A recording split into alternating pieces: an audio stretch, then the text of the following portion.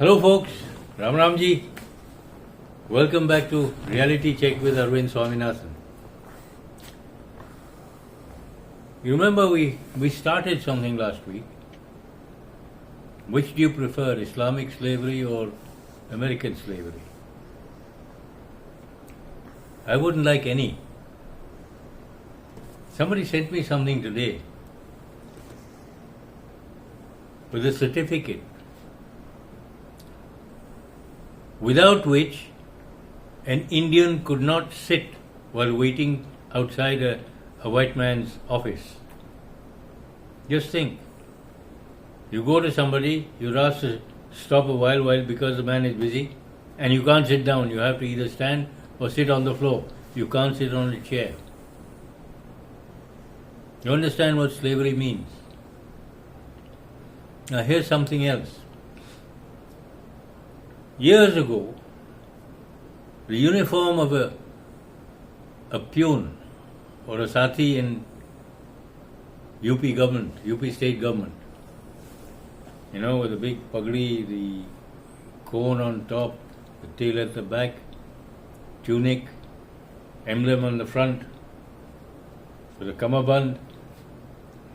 It was supposed to remind us in a rather gentle, gently obvious way that your Maharajas are our peons. Now, I don't think I'd like to go back to that, which is what Mr. Pappu would like us to be. Only this time we will never get out of slavery. What is all this about? Now let's see. Having done all these things, his family, starting with Nehru, the Hindu Civil Code, Article 370, dividing India on languages, and then Muslim Personal Law Board, and this and that. Everything has been skewed to favor Muslims and totally anti-Hindus, who at one time were 90% of the population. Which means he hates the people of India. This family hates us. And remember what I said, that Nehru never considered India a free country.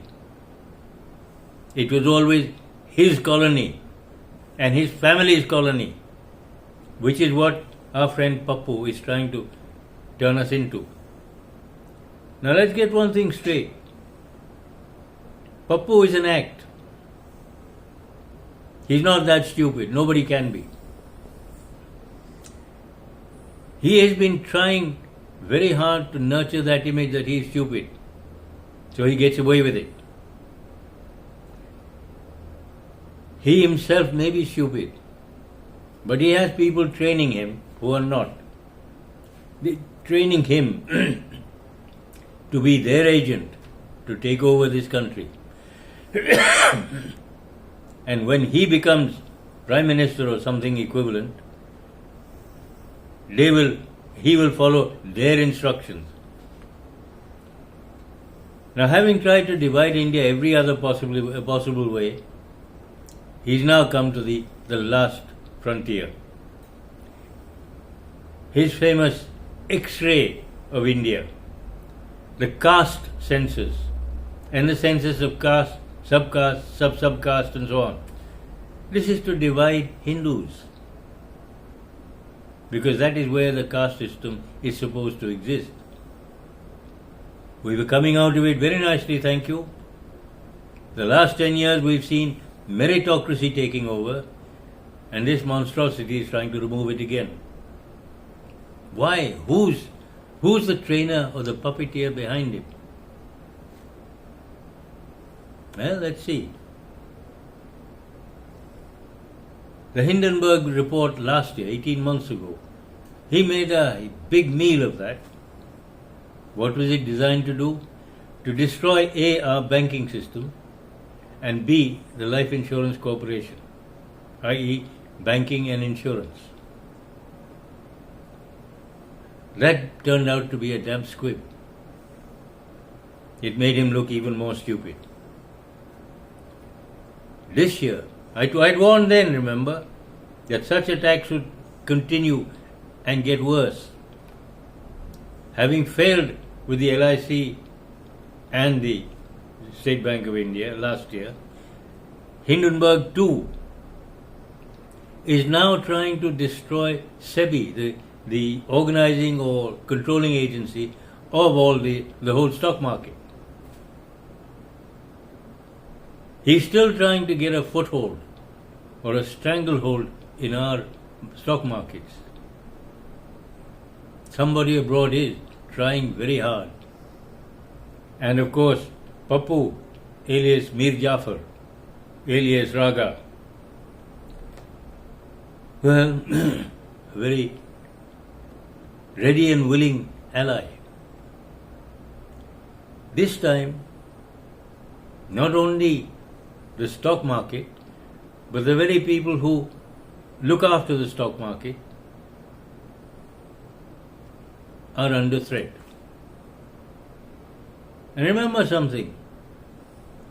Why was the State Bank of India targeted last year?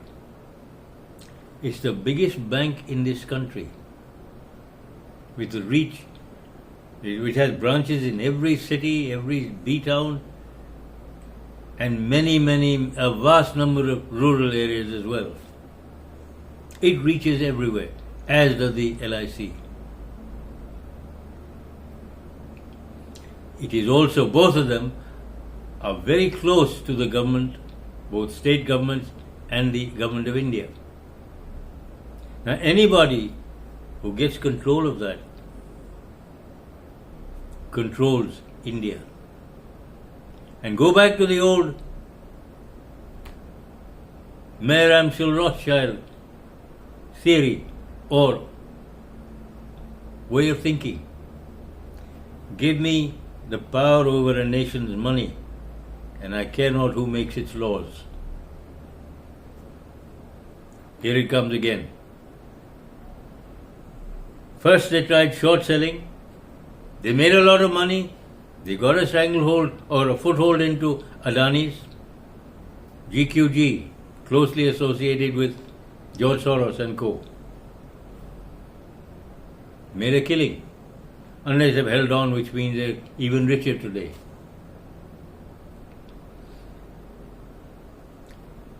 Now, having done that, this time, you see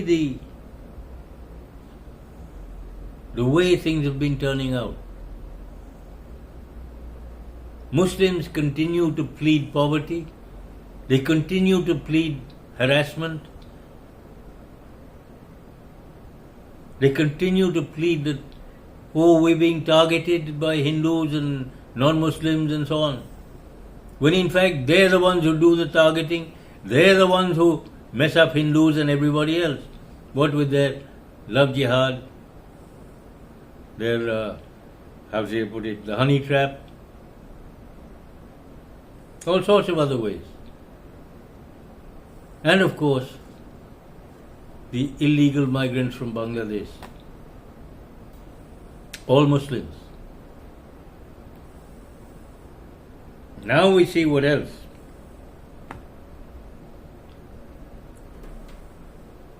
Now this Hindenburg report came in, yes. But there's something else most of us are not aware of. Rahul Gandhi went to London last month and he met, would you believe, the son of Khaleda Zia, the opposition leader in Bangladesh, president of the BNP. He also met CIA officials from the American embassy. Well, let's be quite honest. The American embassy is 60 to 70% CIA, nothing else. Now, we're aware that the George Soros owned or run Open Society Foundation is running riot in India. There's a lot of money being poured in and a lot of undesirable things being done, particularly with people like, or hand in hand with people like Rahul Gandhi. But there is an even more sinister hand. The CIA operates, among others, through the American Baptist Church.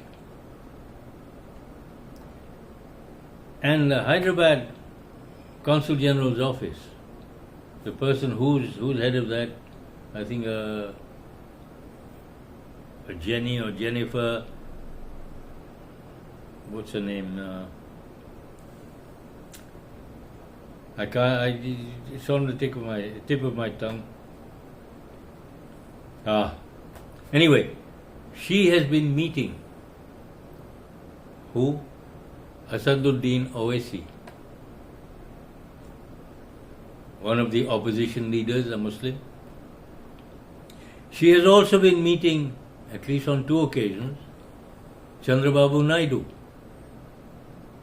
A lot of pressure is being put on the Andhra Baptist Church through the American Baptist Church, aka the CIA, to get Chandrababu Naidu to withdraw support from Mr. Modi's NDA. Which means in the next session, especially against the amendments to the Waqf Act 1995. Why? Why do the Americans want the Waqf Act 1995 to continue as it was? Think about it. Because if Chandrababu Naidu and the TDP withdraw support from the NDA, the government falls. And you remember what Rahul Gandhi has been saying ever since the final election results on June the 4th, that by December, Mr. Modi's government will fall. We will see to that. He will see to it, or the CIA and George Soros. But there is something even more sinister than that. Now you see, just after the Hindenburg report, saying that the SEBI chairman is involved in that Adani scandal which he perpetrated in 2023. In connection with that, you will note, just after that, Mr. Siddaramaiah, the Chief Minister of Karnataka, has suddenly decided to withdraw all funds, all deposits, all accounts from the State Bank of India and from the Punjab National Bank in Karnataka. Why? And the excuse is given is the State Bank of India has been misusing funds. Misusing? The State Bank of India, the most profitable organization in the whole of the country last year, is misusing funds. What about himself? How many cases are there against him and his government officers or officials? And he has the cheek. Oh, I forgot. Siddaramaiah is a Congress party chief minister. You see the connection? Rahul Gandhi, Hindenburg, Siddaramaiah, State Bank of India, the largest bank. Now, I don't understand you, Mr. Rahul Gandhi. You may hate Mr. Modi because you can't touch him. Track record wise, you are nothing alongside him. Absolutely nothing. Your family has done everything to destroy this country since 1947. And you're doing exactly the same thing. Why? You keep saying all important positions should be held by Muslims and OBCs and STs and tribals. Why? Does merit mean nothing? Obviously it means nothing because you don't have any merit. And you cannot stand people of merit anywhere near you because they would make you look stupid. So you align yourself with foreigners. You ask the CIA to step in. You ask Europe to step in. You ask the UK to step in. And you call yourself Indian? You can't be. You're certainly not a Hindu, we know that. No matter how you go around saying you're a Janayodhari Pandit. You cannot be that. Your silence over the treatment of Hindus in Bangladesh post this uprising or coup is deafening. You have proved beyond all shadow of doubt and for all time, you can be anything but you're not a Hindu. Now, to try and destroy the State Bank of India, which is so widespread, with branches so far and wide in this country, it reaches almost right into the heart of Indian villages, rural India. Why do you want to destroy it? Because with it you would destroy India. You would destroy our agriculture. Why? Who is going to take over when you do that? There is only one entity who is keen to do that. Your good friend Amartya Sen's wife. Who was she before she became Mrs. Amartya Sen? Emma Georgina Rothschild. She is the head of the Rothschild banking family London branch. Let's not forget that. And the Rothschild's main and basic interest is banking and the takeover of banks and banking systems. You will also note the Rothschild banks all over India, the foreign ones, have either reduced their size in India or closed down or been taken over. For instance, HSBC closed down. Citigroup has been taken over by Axis Bank. Royal Bank of Scotland, Barclays Bank have all gone. Why? Because they're not doing too well. The Indian banking system is taking care of most of our needs. So what is the next step? To them, they want to take over the Indian banking system. How do you do that? Again, short selling. Hindenburg, as they tried with Adani. The Rothschild formula. You remember 1815, the Battle of Waterloo? Within 24 hours, he increased his wealth 20 times on British war bonds or consols as they were known. The same formula is being used here. Fake reports, bring down the price, buy it up. What he doesn't understand is that the government of India cannot allow the State Bank of India to go down. The State Bank of India is not for sale to any foreign entity. Let's get that straight. And Mr. Rahul Gandhi, you have proved yourself to be a Mir Jafar, right through and through. You are the head of the Mir Jafar gang, which has been struggling to divide India since 1947. And now with your so-called caste census, you hope to complete it. So that again, all intelligent and capable people leave this country. Nothing is made here, so that you keep importing and you keep taking commissions. I've heard of this one before. It's called the Robert Clive system of commissions. You know how he started out? He was a quartermaster of the British Army in Madras, as it was then. In 3 months, he saved about £20,000 for himself, which in those days was a king's ransom. The East India Company was so impressed they sent him to Calcutta. All it did was made him even richer. He started this system of commissions. that if you want your samples passed, especially when it came to food and such supplies, give me my cut, then I'll pass your samples. And you, Mr. Congress Party, have been doing that since 1947. That is why nothing was made here. Now the Americans are worried because our weapon systems, which we have created, make them look silly. They're frightened out of their skins. So are the Chinese. Maybe the Chinese and the Americans are working together to try and keep us down. I wonder why. Yes, Bangladesh could happen here. What we found in that madrasa in Bijnor, it beggars belief.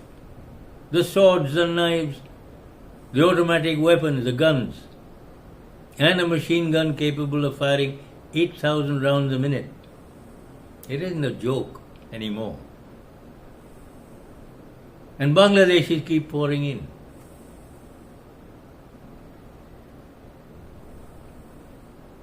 Remember, the Muslim population has gone up from less than 20 odd million in 1947 to over 200 million today. How come? 10 times? The rest of us have increased 3 times. Why? And you still call them a minority? The Constitution, Mr. Rahul Gandhi, never meant anything to the Congress. They just threw it out. You keep saying, I am the Constitution. You're not. You're not even a poor example, a poor copy of it. And as for your little red book or Mao's red book which you keep waving, it cannot be the Constitution, or you cannot have read it. Had you done so, and you know it says India is a secular country, and it promises equality as a fundamental right. This is in the Constitution. It means the Waqf Board should never have been. The Muslim Personal Law Board should never have been created.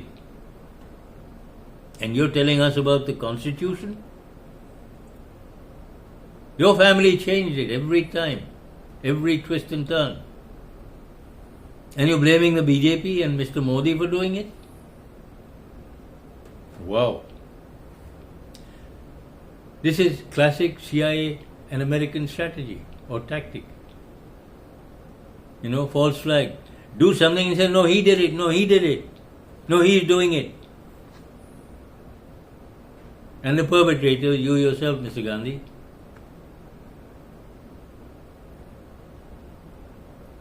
So there's so much for your Hindenburg report. And who would want to take over the banking system? The Rothschilds. Because they know once they've got control over your money, they own you. And remember, going back to that slavery, do remember something else. The ships that brought the British into India were all owned by the East India Company, which was run by the Rothschilds. They were no longer Templars, they were all Rothschilds. Remember, the East India docks in London were right next door to the City of London. And I don't mean the metropolitan city, I mean the City of London, which owes no allegiance to the UK government. It was that same family that helped destroy India. Let's get that straight. And you want them back again? The atrocities that they committed on the people of India, including not being allowed to even sit down while waiting for them. That is, not on a chair, only on the ground. You needed a certificate to say, this man may sit down.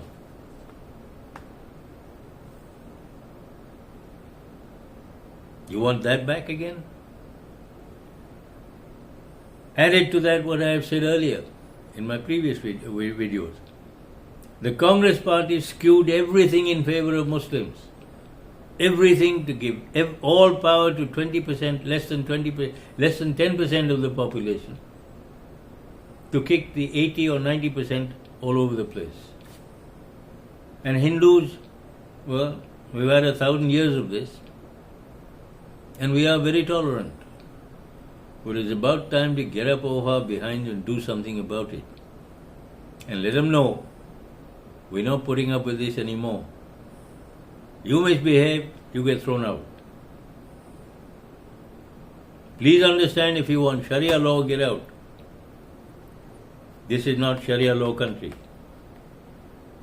And yet, thanks to the Waqf Board, Waqf Act 1995, and the Jamiat Ulema-e-Hind and Halal certification, Sharia law is in operation in this country, like it or not. That is why this Waqf Act has to be, I wouldn't even say amended, it should be repealed. It should not exist. There is no such thing as a Waqf Board anywhere in any of the 56 Islamic countries. Nowhere. So how did it come here? What's it doing here? Please enlighten me. Because it's something that should not exist. And in this country, where does a Muslim personal law board fit in? It doesn't. Why is there a Hindu civil code when the Constitution of India specifically says a uniform civil code for all the people of India in all the territories of India? You don't believe it? Article 44, Constitution.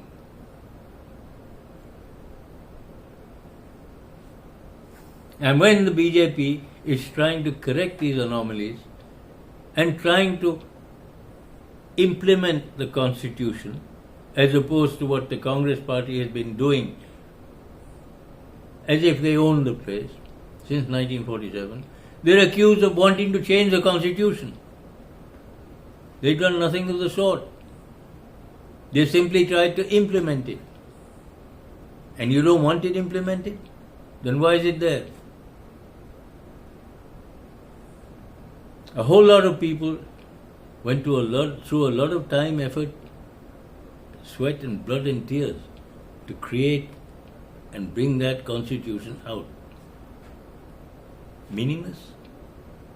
Well, as far as the Congress party is concerned, it is. They're trying to sell us back as a colony to the people who colonized us before the British government took over in 1858. The same people want to come back and take over again. Because India is rich. It was never a poor country. It is still rich. And people want to loot us all over again. You want that to happen? That's fine. I'm too old to do anything about it now. I've been fighting against it for 50 odd years. And I've been called an idiot and so on. Okay, I'm an idiot. But I don't like enslavement. I don't like slavery. And I do not want us to go back into that slavery. I don't want to go back into that mindset that if it's Indian, it's no good. If it's Indian, it can't do anything. No, it's time we came out of that mold. We've begun to do so. Let's continue it. Under Rahul Gandhi and his Congress party, aided and abetted, propped up by the CIA and George Soros and the Rothschilds and everybody else like that, and the Communist Party of China. Yes, let's not forget that. What's in that MOU between the Communist Party of China and the Congress Party of India? Please let us know. We need to know, Mr. Rahul Gandhi. If it's not tabled soon, you will be tried for high treason. You know the penalty for that. Anyway, please, markets of India have not reacted so far to this Hindenburg report, the second one. Siddaramaiah is trying very hard to help Rahul Gandhi and the Hindenburg people. But the interesting part is this. The Hindenburg report came out saying that top dogs in the SEBI board were associated with that, that Adani thing which he came out with last year. Within 27 minutes of that, Jai Ram Ramesh comes out with this tirade against the government of India and the Modi government. How? Is he that fast a reader and so good at understanding that he could read, understand, analyze a 78-page report all within 27 minutes and come out with his statement? And Rahul Gandhi, how come he became so clever that he could do the same thing almost? Unless, of course, they are hand in glove with the Hindenburg people to come out with that report. Mr. Rahul Gandhi, you have done India a great disservice. You have associated yourself with the coup in Bangladesh. You are associating yourself with which could become a coup in India. And you're trying to prepare the ground, making us ready for it. It was going to happen anyway because of the Modi government. No, it's happening because of you and the CIA and George Soros' Open Society Foundation. And the one laughing his head off all the way, is the Rothschilds, the puppet masters from behind the scenes. You are their puppet. Well, folks, I'll leave all this to you. What is the Congress party? What is it trying to do? It's trying to destroy us all over again. And if you're not prepared to do something about it, and if you're not prepared to counter the CIA, whether it's through the church organizations, whether through finance or other organizations like the CPR in Delhi, meaning the Center for Policy Research, there's so many of these organizations, including the Aam Aadmi Party. And if you still vote for them, well, God help you. Well, even God won't be able to help you. Well, folks, I put my thoughts and my information at your disposal. The rest is up to you. Please spread this around to all your friends, relatives, groups and so on. Ask them to spread it too. Because the Congress party is a cancer which we have to remove. Ciao.